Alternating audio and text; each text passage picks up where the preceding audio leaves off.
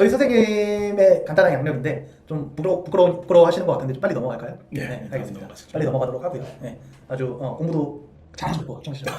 네, 자, 넘어가서 본론으로 바로 들어가도록 하죠. 네, 뭐 이래저래 뭐 이야기할 필요 없이 3년 특례 그 최초 합격했다고 뭐 연락 받은 친구들도 많이 계시죠? 예, 오늘 고려대 발표하면서 많은 친구들이 연락을 주고 있는데 네. 아주 기쁩니다.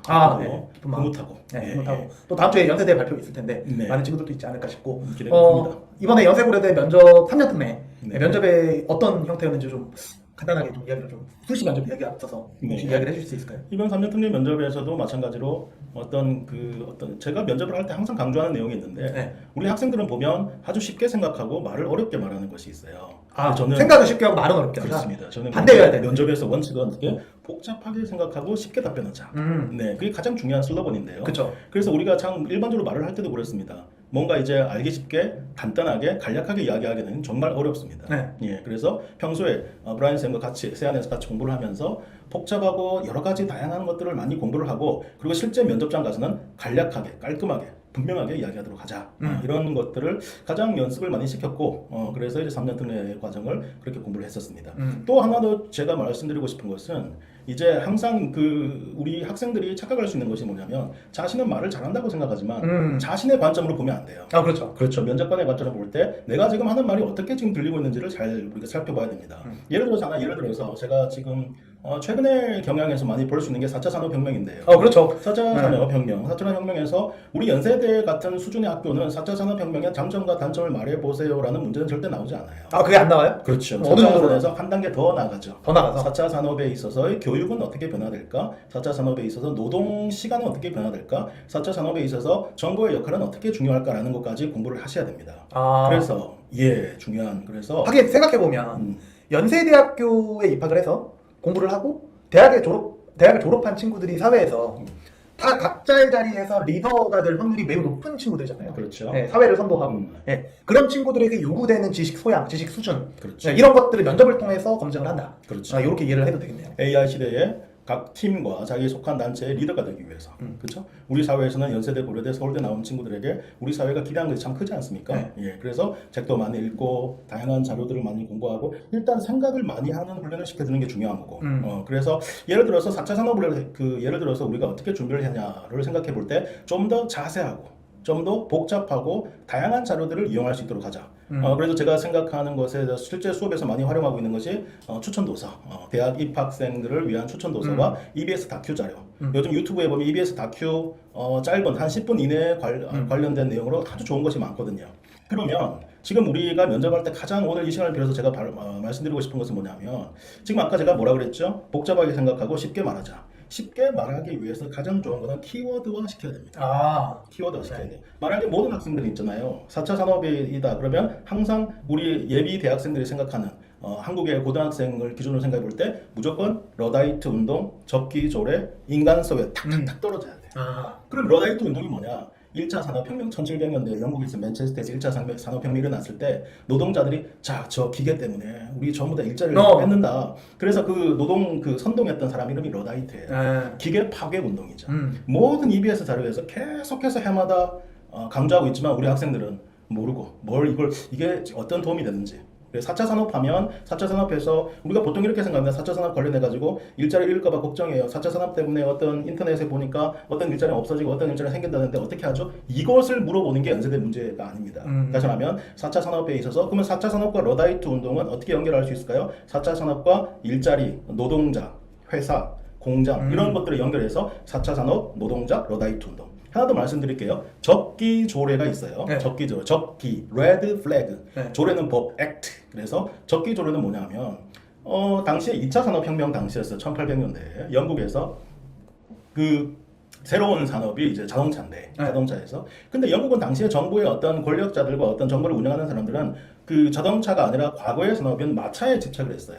마차에 집착을 해서 그래서 새로 자동차를 끌고 나올 사람들은 적기 조례 다시 하면 3명이 나와가지고 자동차 앞에 50m 앞에서 빨간색 깃발을 들고 교통 통제를 해요. 그리고 최대 시속도 10km 이하 이렇게 들어가니까 자동차가 아니네요. 자동차가 아니고 차라리 걷는 것이나 마차 타는구나 이렇게 해서 뉴 인더스트리에 대한 어떤 제안을 너무나 많이 한 나머지 결과적으로 영국은 신산업이 발전하지 못했고 그래서 상대적으로 독일보다 자동차 산업이 늦었다. 그러면 이건 어떻게 우리가 정리하면 될까? 4차 산업 그리고 어떤 그 산업, 4차 산업과 회사와 산업 그리고 정부의 역할 이렇게 볼 때 적기조례 이렇게. 그러니까 우리가 학생들이 이렇게 생각할 수 있어요. 쌤, 다른 학생도 다 적기조례하면 제가 적기조례 쓰면 어떤 차별화가 될까요? 아니죠. 워낙에 중요한 내용입니다. 물론 고등학교 과정과 EBS에서 추천하는 과정에서 아예 기본이라고 이야기하고 있는데 많은 학생들은 겉으로 도는 이야기만 하고 있어요. 자, 우리는 면접 볼 때 어떻게 된다? 복잡하게 생각하고 쉽게 간단하게 이야기해줘야 되는데 복잡하게 생각하는 과정에서 실제로 아이들이 어떻게 해야 될지 잘 몰라요.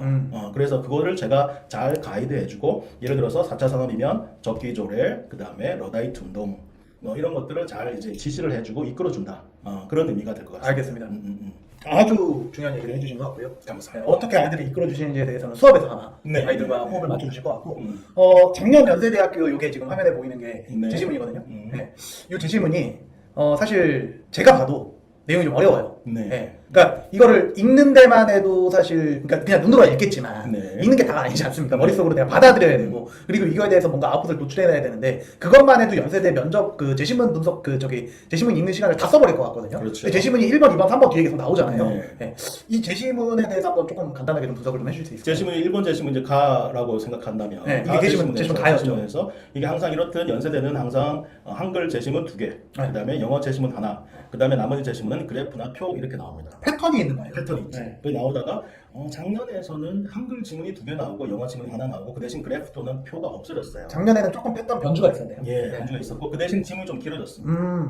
예, 그래서 우리는 이 지문을 8분 안에 준비를 해야 됩니다. 아. 8분에 준비를 하는데, 자, 1번 제시문을 가라고 했었을 때, 이것을 이제 아이들이 우리가 독해라는 건 무엇이냐? 독 읽고 난 다음에 해, 그걸 해결할 수 있다, 네. 풀어낼 수 있다. 근데 우리 많은 아이들은 독은 되는데 해는 안 되는 경우가 많아요. 그래도 리딩은 되는데 컴프리hension이 안 되는 거죠. 네. 그러면 그럴 것을 대비해서 항상 아이들한테 읽기 훈련을 좀 많이 시켜야 되겠다. 그래서 제가 수업하면서 차후에 또 말씀드리겠지만 독후 감상문을 해서 제가 피드백을 주고 그게 우리 숙제 중에 하나입니다. 독후 감상문 쓰는 이유가 바로 아이들이 특히 비주얼에 많이 익숙해져 있는 지금 AI의 유튜브 시대에 아이들이 지금 그 어떤 문해력이라든가 지금 독서력이 너무 떨어져 있거든요. 그래서 저와 이제 수시에 약 2개월 정도의 과정을 하면서 아이들한테 예비 대학생 추천 도서, 추천 도서를 그 뒷면에 나올 건데 그런 것들을 모두 우리가 4차 산업이라든가 세계화라든가 어떤 이런 그 시사 이슈에 관련된 겁니다. 이런 것들을 열심히 읽혀가지고 그냥 독후 감상을 하는 중요한 두 가지 이유는 뭐냐? 첫 번째 배경 지식입니다. 두 번째는 빨리 읽히도록 만드는 기술입니다. 아이들이 이거 빨리 이 문장을 읽어 나가는 거죠. 그래서 1번 제시문을 봤을 때 빨리 쭉 읽어 나갑니다. 기술이 고도화되고 쫙 읽어 나갔을 때 결국 아이들은 이걸 읽고 난 다음에 지금 4차 산업과 미래에 대해서 긍정적이구나. 이렇게 빨리 잡을 수 있어야 됩니다. 이 제시문은 그러면은 4차 산업과 미래의 현실에 대해서 긍정적으로 바라보는 제시문, 긍정적 관점. 그런 관점입니다. 두 번째 제시문으로 넘어가 볼까요? 그렇습니다. 네. 두 번째 제시문을 보면 이번엔 영어 제시문이에요. 영어 제시문입니다. 네. 그 우리 아이들이 해외 경험을 많이 해서 지금 영어에 대해서 많이 노출되어 있고 잘합니다. 네, 하지만 최근에 제가 느낀 것은 마찬가지로 독은 잘하는데 해를 못할 때가 많습니다. 그래서 읽고 난 다음에 우리 아이들은 스피킹은 잘하는데 리딩이 자꾸 떨어지고 있어요. 첫 번째 질문인데 potential abuse of AI 여기서 벌써 힌트 나옵니다. 네. abuse는 use가 아니라 abuse가 때문에 남용입니다. 남용. 두 번째 줄에 들어가 볼까요? may be used to manipulate 밑줄치고 모든 지문에서 manipulate은 원래 뜻은 사용하다의 뜻이지만 실제로 쓰고 있는 어떤 사례들은 어떤 착취하다, 이용해 먹는 겁니다. 그러면 이제 이런 뉘앙스를 가지고 이제 리딩의 기술이죠. 그러면 이 지문을 쭉 읽게 된다면 4차 산업과 미래 산업에 대해서 AI에 대해서 부정적으로 보는 겁니다. 요거는 그러면은 1번이 아까 긍정적 네. 관점, 이거는 부정적 관점에 부정적 대해서 관점입니다. AI와 4차 산업에 관련 제시문인 거는 1번, 2번 다 동일한데 네. 긍정, 부정. 이번 그래서 첫 번째 제시문 가에서는 일이 얼마나 편리하고 효용성이 높아질 수 있느냐. AI로 인해서. 네. 그래서 이번에는 어떻게 돼? 우리의 어떤 모든 것이 착취될 수 있고 어떤 남용될 수 있고 어떤 여러 가지 이제 뭐 어떤 사생활 노출이라든가 그런 문제들이 생길 수 있다고 하는 게 지금 이번 제시문입니다. 그렇죠. 그러면 2번 제시문 봤고요. 세 번째로? 네, 세 번째 제시문을 보게 되면은 또 이런 한글 제시문이 나왔네요. 네, 이렇게 들어갑니다. 이 세 가지의 제시문 나온 다음에 문제는 이제 1번, 2번 두 개로 나오는데요. 3번 제시문은 어떤 우리가 읽어봤을 때 이것을 보고 난 다음에 이게 긍정인지 부정적인지, 그렇죠? 다시 말하면 정확하게 이야기를 하면 3번 제시문은 이것을 긍정적으로 볼 수도 있고 또 하지만 부정적으로 볼 수도 있다. 왜냐하면 부정적으로는 밑에 두 번째 줄 보시면 점점 불안한 생각이 들기 시작한다. 이런 나만을 위한 인공지능 A는 이미 다른 사람과 연인 관계를 맺고 있기 때문이다. 이렇게 들어간다. 좀 상위로 올라가 볼까요? 그래서 위에서 한 첫 번째, 두 번째, 세 번째 줄에서는 속속들이 그게 이야기를 들어주면서 친구 역할을 해준다. 그래서 이런 것들은 모두 포함하고 있는 것입니다. 뭐 포함하고 있는 것이고 그래서 문제 1번, 2번 읽었을 때 아까 우리가 봤을 때 1번 제시문은 긍정적, 2번 제시문은 부정적 그렇게 하고 2번 문제는 어떻게 나왔냐면요. 조금 다음 페이지로 한번 가볼까요? 다음 네. 페이지로 한번 가보면 자 보십시오. 이게 이제 문제죠. 문제죠. 네, 제시문. 그래서 이거를 이제 인공지능 기술의 활용에 대해서 가의 관점과 나의 관점 비교 분석하라. 비교 분석하라 했으면 어떻게 돼요? 그렇죠. 가는 긍정적. 비교 분석하는 거라는 건 별것이 아니에요. 그냥 차이점을 보여주면 됩니다. 나는 부정적입니다. 왜 부정적인지, 나는 왜 부정적인지, 가는 왜 긍정적인지 그 제시문에 있는 말의 표현을 이야기하면서 분석만 해주면 됩니다. 그래서 1번 문제 항상 연세대는 문제가 2개 나오는데 1번 문제는 배점이 좀 낮아요. 40점 보이시죠? 40점 낮습니다. 네. 본 게임은 이제 문제 2번에서 이제 승부를 보는 거죠. 네. 자, 그러면 제시문 다는 어떤 점에 있어서 만약에 자기의 관점이 아니에요. 가의 관점과 나의 관점으로 볼 때 이게 중요하네요. 관점의 차이. 여기서 네. 우리가 뭐 대충 넘어가 버립니다. 항상 나중에 우리가 실수를 할 수 있는 게 제시문 다를 자신의 관점으로 이야기해 버릴 수 있어요. 그렇죠. 예. 네. 자기가 특히 그리고 3년 특례에서 연세대가 자기의 경험 네. 막 이런 식이었잖아요. 그렇습니다. 네. 그거랑 또 달라요. 그러니까 특히 어떤 올해 같은 경우는 인성 면접 받아가지고 고등학교 경험이나 뭐 이런 것들의 퍼스널 어떤 그 히스토리를 많이 이야기했기 때문에 지금 제시문 가와 나의 관점에서 이제 우리 이것을 놓칠 수 있어서 조심해야 됩니다. 그러면 가의 관점은 AI에 대해서 긍정적, 나에는 부정적이라 그랬거든요. 그럼 이 관점에서 볼 때 지금 가는 기본적으로 AI는 우리에게 도움을 주는 것이라고 생각하기 때문에 제시문 다를 어떤 관점으로 볼까? 긍정적인 관점으로 볼 것이다. 이제 그 관점으로 볼 것이니까 AI가 우리에게 많은 도움이 될 수 있다라고 이야기하는 게 제시문 다에서 많은 친구가 될 수 있다. 그런 부분에 집중해서 보겠죠. 그렇죠. 그래서 우리가 분석을 할 수 있겠습니다. 일단 그러면은 뭐 매년 네. 연세대학교 이렇게 제시문이 3개 나오나요? 제시문 3개인데 그렇게만은 보지 마시고 4개까지 좀 짧게 4개까지 보시고 4개 나온 적도 있어요? 네, 있어요? 있죠. 있어. 이거 있었기 때문에 그래프와 표가 나왔다 그러면 무조건 4개입니다. 그래서 알겠습니다. 기본적으로 한글 2개, 영어 하나, 그래프 또는 표 1개 이렇게 해서 4가지로 준비하는 게 오히려 더 안전하고 이제 제대로 준비하는 것이다. 그래서 출제 경향을 뭐 이야기를 좀 해주시기도 했는데 이런 내용들이 있거든요 지금. 네. 면접 평가 내용은 이제 모집 요강이 있는 거예요 사실. 제시문 네. 기반으로 해서 논리적 사고력 및 의사소통 능력을 평가한다라고 되어 있고 제시문 영어로 출제될 수 있다라고 쓰여 있. 아까 뭐 제시문 이게 이제 1번이 이제 모집 요강에 나와 있는 것입니다. 우리가 일반적으로 볼 때 학부모니까 학생들이 볼 때 이게 무슨 소리일까? 그래서 여기에서 다년간의 경험을 통해서 아이들한테 좀 더 추가적으로 이야기를 해줘야 됩니다. 제시문 기반 논리적 사고, 아까 예를 들었던 것처럼 의사소통, 자신의 어떤 한글이나 영어로 어떻게 이야기할 수 있느냐, 제시문 영어로 출제될 수가 있다. 될 수가 있다는데 항상 출제됐었습니다. 그다음 그러면 이제 주로 뭐 작년 기출문제만 공부해서 갈 수 없잖아요. 그렇습니다. 네. 보편적으로 출제되는 범위라는 게 있죠. 범위라는 게 있고 윤리와 연세대는 정치나 경제보다는 윤리, 철학, 문화 이슈 예를 들어서 지금 이제 어떤 앞으로 세계화는 더 확대될 것인가 축소될 것인가 그럼 세계화가 더 확대되면 우리 양극화의 문제는 더 개선될까 더 악화될까 우리는 뭐 부익부 빈익빈의 문제는 앞으로 어떻게 될까 앞으로 왜 시간이 갈수록 세계화가 진행될수록 앞으로 또 AI가 진행될수록 왜 양극화가 심해질까 이런 문제에 대해서 지금 말 그대로 정부의 역할 그 다음에 노동자의 역할 회사의 역할 그리고 중요한 게 교육의 역할. 제가 그러면 요 출제 범위를 지금 들었는데 문득 떠오르는 게 있어요. 네. 이게 과연 면접 문제로 나올 만한 스토리인지 한번 판단을 해줘보세요. 이 모든 것들은 연세대의 과거 기출 문제를 보고 있죠. 그러니까 제가 생각하는 것 중에 하나가 최근에 저도 본 거거든요.